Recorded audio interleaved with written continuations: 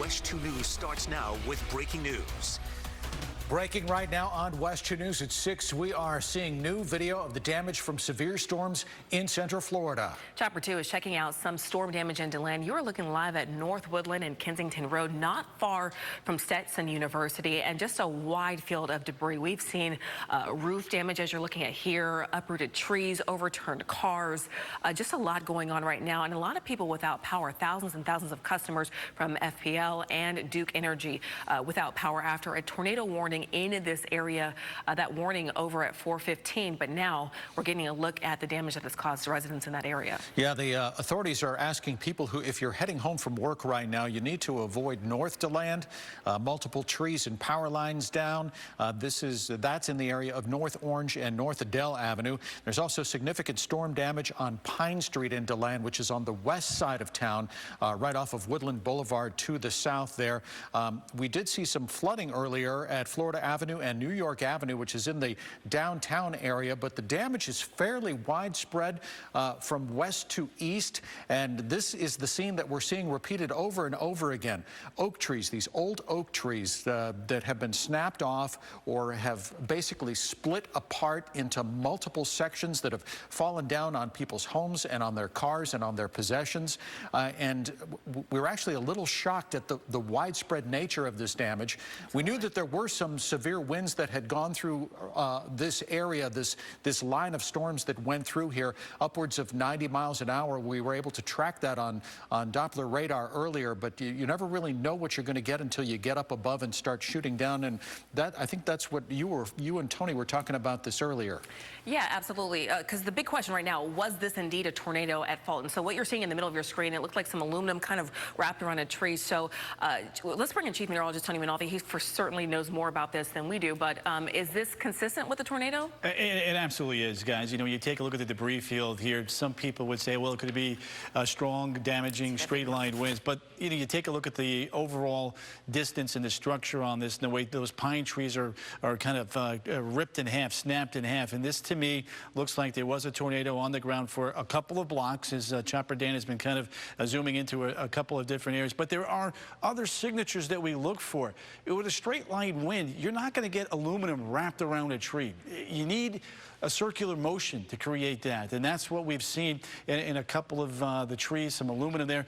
To flip a car over, you can flip a car over with strong straight line winds because they can approach 100, 150 miles an hour, but to see the insulation, to see the aluminum foil wrapped around the trees and the large extent of this debris field, to me, I'm not on the ground, but based upon what I'm seeing right here, right now, I certainly believe that there was a tornado on the ground for a short period of time, a short distance, enough to generate the kind of damage that you would see that we're seeing from Chopper 2 up there right now. The good news is, at least for the time being, the weather is calming on down. Things are moving offshore. We'll keep a lone perspective on northern Marion County a little bit later on, but there is some of that aluminum. Thanks for grabbing that, guys. That is aluminum from a roof or side of a house that's been wrapped around a tree. Straight line wind damage, it's very difficult for that to happen. So again, there's a signature right there of a potential tornado in this particular neighborhood on the north side of DeLand. Again, as we mentioned, not too far from Stetson University. So guys, when you take a look at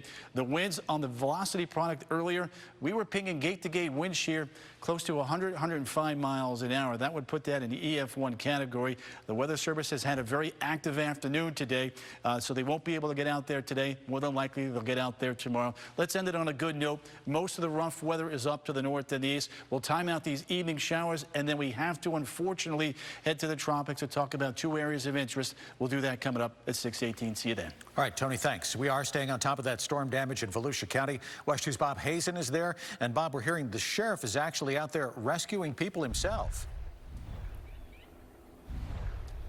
Yeah, Jim, and I was talking to the sheriff just a few minutes ago. He said the real amazing thing out here is that no one that he knows of, at least yet, has died or suffered serious injuries in this, and they've been going house to house. And let me show you some of the damage that we're at. We're at Pine Street at Washington here in DeLand. Let me show you right behind me this house, the roof.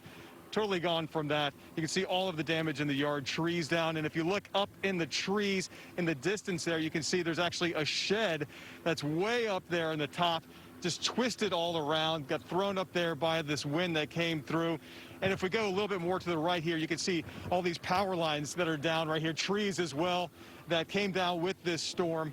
And really, there's a lot of streets all around this area, Pine Street in Washington, that are blocked because of these big trees that are down. I'm being careful not to step on any of the debris out here of the power lines, but look at over here, another house that suffered severe damage, basically destroyed by this storm. And people are out right now looking around. As I mentioned, the sheriff said that he and the sheriff's office deputies have been going around to all of the houses in this area, checking on the people who live inside, and have not found anyone who had serious injuries or fatalities. There is a woman on this street who's over 100 years old, the sheriff said, and of course, right now, they're trying to figure out a way to get her somewhere where she can have all of her medical needs taken care of as well, getting family out here. So it's just hard to get around in this area in DeLand because so many streets are blocked with these trees that are down. And the sheriff said it's pretty widespread in this area as well. So much damage that they're going through and trying to figure out exactly what they need to take care of first. But again, just look at the devastation in the house right there. The roof ripped off, whole side of the house basically destroyed.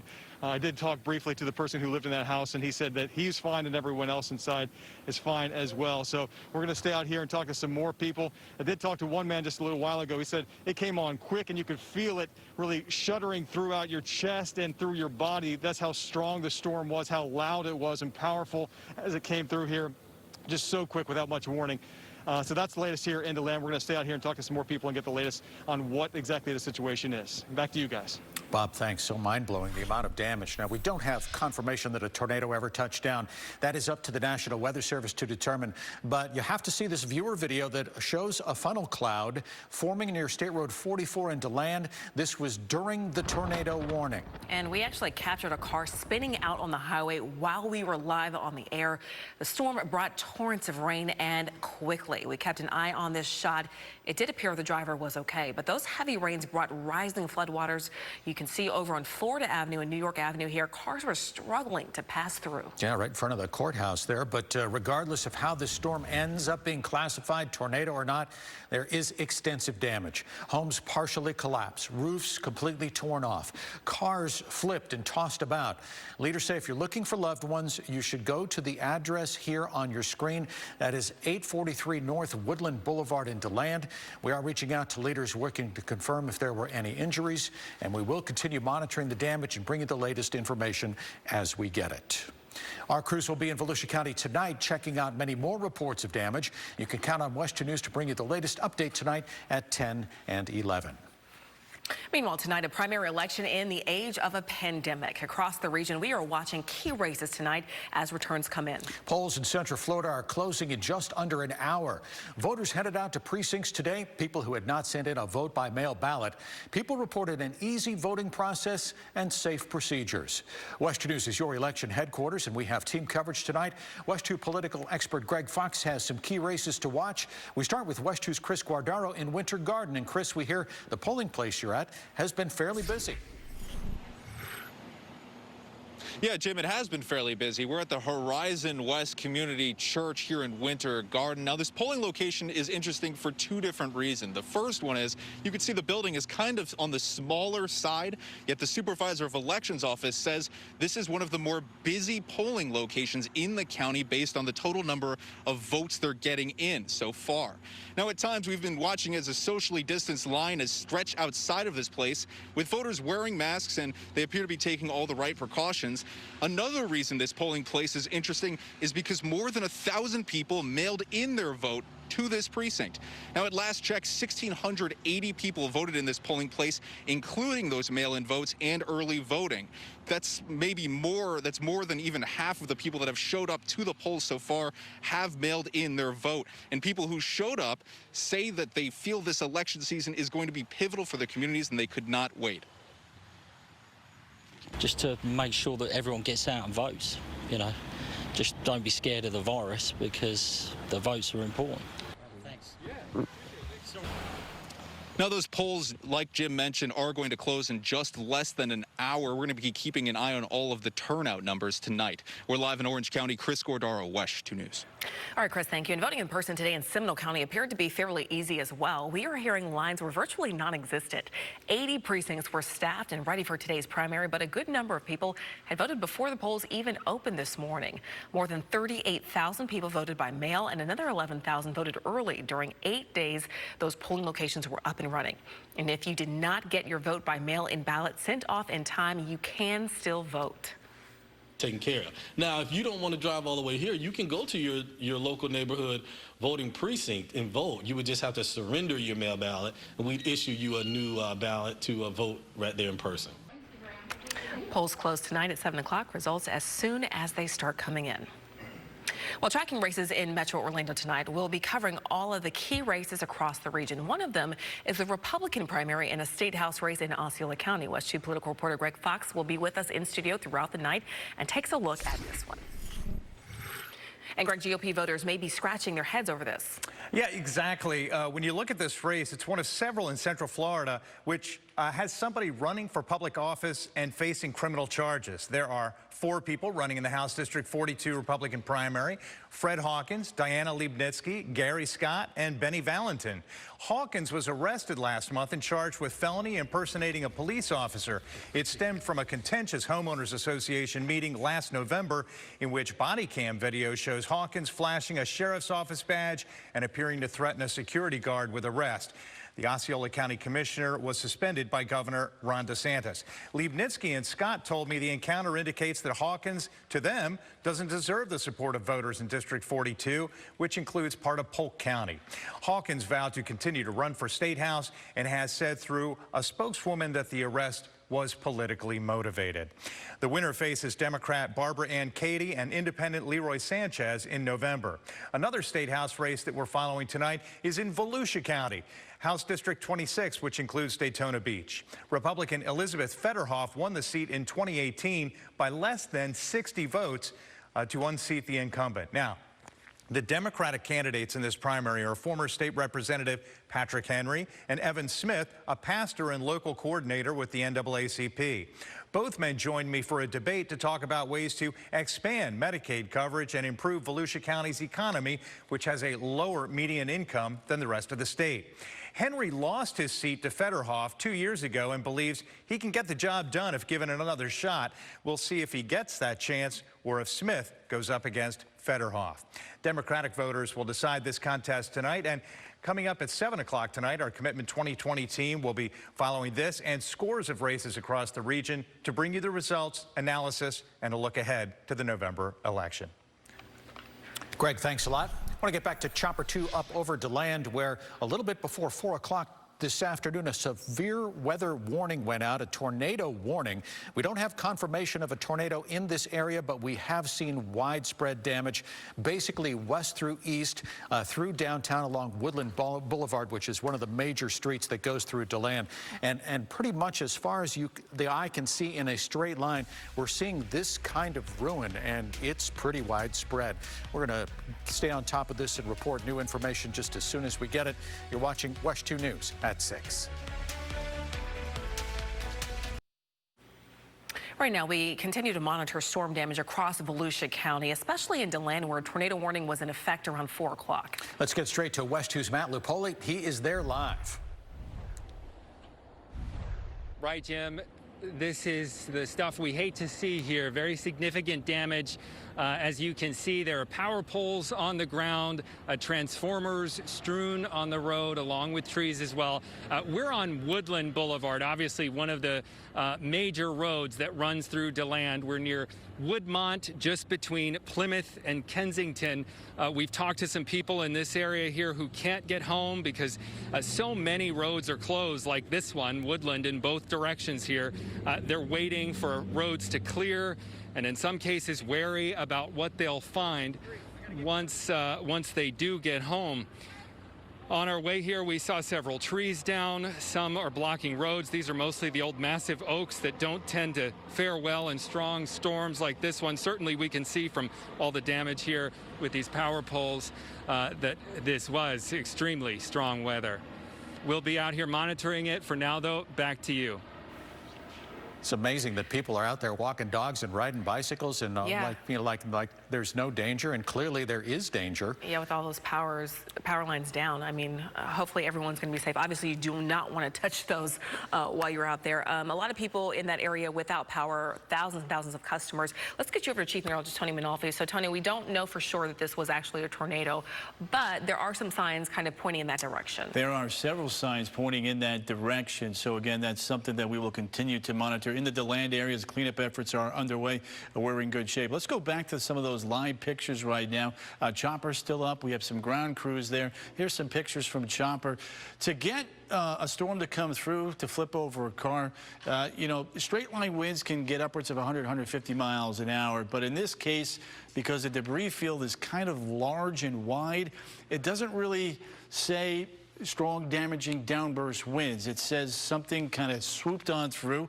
I just posted a nice image on Twitter showing the velocity product, a couple of steps there from where it started to form, where we started seeing that rotation. And right around 3:52 to right around 4:15, that 20-minute window is when that storm crossed this particular area. As you can see, some of those large trees just snapped in half, and a lot of debris on the ground. Now, we do have folks on the ground. In fact, let's kind of switch up the view here just a little bit. And you can see many images like this coming in to us today with large oaks toppled over, or those Spanish hanging moss trees also snapped over. And it is a miracle to me, based upon what I'm seeing right here, that we didn't have loss of life or significant injuries in a very large area, seeing this amount of damage. So again, just a testament of the warnings getting out on people's cell phones, the media, us getting on as soon as we can when we see something, alerting you to what's going on and preparing you before a tornado, in fact, heads into your area. That's the name of the game right there. Stay indoors tonight. Once the sun goes down, you can't see those power lines. Hopefully, most of them will be shut off by the time we get to 6, 7, 8, 9 o'clock tonight. But we are watching some storms up here into northern Marion County. You take a look now at eastern Flagler County, A1A, I-95, a tremendous amount of rain still ongoing here, and a very rare flood warning was issued and still remains in effect until 7:30. The rain rates today, 5-6 inches per hour, and that adds up to inches of rain in a very short period of time, despite our sandy soils creating flooding concerns. Now, farther to the south, flood advisories here have been discontinued. Heaviest of the rain is now offshore. Rain ending in Orlando, soon to be ending in Chulliota, Bicklow, and Titusville. All of this will work up to the north and the east. Turnpike right now, a little bit of rain down towards Keynasville, but summing up some of these impressive rainfall totals, South Daytona, almost 4 inches of rain. The Speedway, 2.24 inches of rain. Back towards the land, between 4 and 5 inches of rain. New Smyrna Beach, Ponce Inlet, and Cypress Lake, well above 2 inches of rain. So we're in the 70s in most locales. Most of the storms will be offshore. I don't think that is going to transpire. There may be a few showers and storms northern Marion County up towards Palatka, but I don't think it's going to be as widespread as the current model is suggesting. We take a look at that evening planner.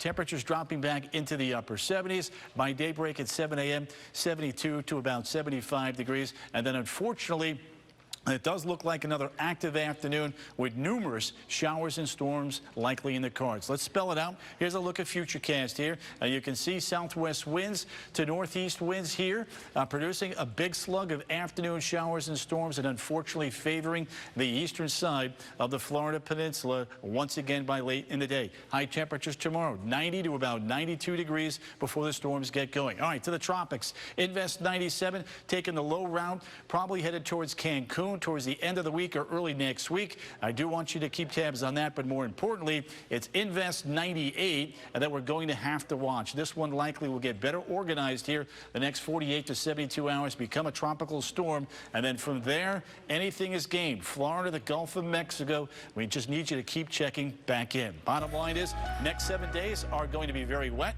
Numerous afternoon showers and storms. Temperatures holding steady in the low 90s. We're going to be right back at you in just a minute. Darren's in with sports.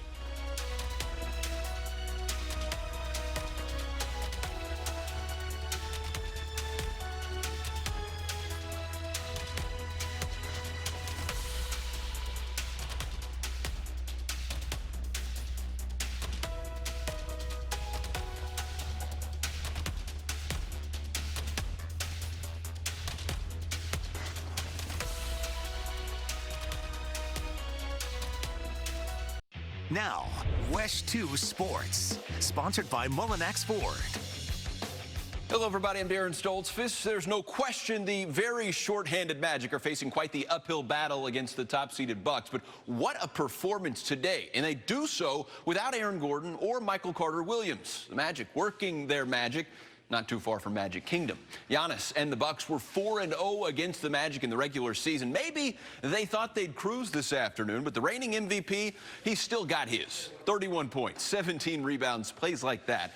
7 assists. Steve Clifford, though, happy with how well he was contained. The star of the day, actually, Nick Vucevic. Vooch said afterwards he wanted to play very aggressive. He did. 35 points for Vooch. First Magic player to score more than 30 in the playoffs since Dwight Howard. DJ Augustine, he stuffed the stat sheet as well. 11 assists for DJ. Nice pass to Terrence Ross there. Magic win by 12. Just like last year, they take game 1 of the series, but they're hoping that's where the similarities end.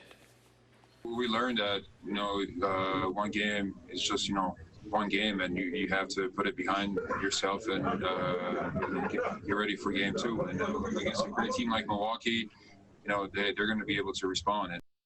Incredible win, though, for the Magic. All right, Tampa Bay, the Buccaneers offense continues to draw praise from the coaching staff. Tom Brady making more connections, continuing to throw accurate balls downfield. But teammates are emphasizing Brady's biggest contribution to this team comes in the locker room and in the way he goes about his work. He's the GOAT on and off the field. Like, it's crazy. He's a superstar, the most accomplished player in our game in history. And, he's just like everybody else. He just works extremely hard. And he's already up there as one of my favorite teammates. And we've only had a few practices together. Well, speaking of greatness and the Bucks, no preseason, no problem. Catch classic Bucks games right here on WESH starting Friday night at 8 p.m. This week, it's a thriller from 2000. St. Louis Rams, Tampa Bay Bucks, Monday Night Football. This one has a great finish. That's right here on WESH at 8 p.m. Friday. You can also join us on Facebook Live at 7:30 as we lead you up to kickoff. Got to find a way to see some football. That's it for sports. WESH 2 News at 6 continues. Chopper 2 staying up over DeLand, the scene of a wild weather event this afternoon, a little bit before 4 o'clock. Winds in excess of 90 miles an hour. Blue tarps now being put on people's roofs. And as we pull out, you're going to see the extent of the damage. It's fairly widespread throughout DeLand from west to east along Woodland Boulevard, which is one of the major streets. And it's the kind of damage that you see with a tornado. Yeah, but we're still waiting on the official word. Like thousands and thousands of people without power, customers without power in this area because of this tornado warning. Chief Meteorologist Tony Manalfi is going to continue to track all of this, but again, a wide area of debris right now. We'll continue to update you as we learn more on what exactly occurred right here. Yeah, our crews are there gathering new information. That's our report for tonight. NBC Nightly News with Lester Holt is next. We'll see you again tonight at 10 and a special hour of WESH News at 11.